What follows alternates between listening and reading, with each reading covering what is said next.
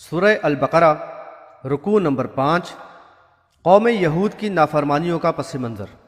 اسرائیل یعقوب علیہ السلام کا لقب ہے، جو اسحاق علیہ السلام کے بیٹے اور ابراہیم علیہ السلام کے پوتے تھے، اور ان کی نسل بنی اسرائیل کہلاتی ہے۔ مدینے کے قرب و جوار میں بنی اسرائیل بڑی تعداد میں آباد تھے، اور ان میں 3 بڑے قبیلے تھے: بنو قینقاع، بنو نذیر اور بنو قریظہ۔ یہ حامل تورات تو تھے، لیکن صدیوں کے زوال و بگاڑ نے انہیں اصل دین سے دور کر دیا تھا، اور ان کا ایمان و عقیدہ بری طرح شرک آلود ہو چکا تھا۔ انبیاء و اولیاء کو اللہ کی ذات و صفات میں شریک کرتے تھے، قبر پرستی کے شرک میں ملوث تھے، توہم پرستی کے مرض میں مبتلا تھے، اور کہانت و ساحری کے بڑے ہی شائق تھے۔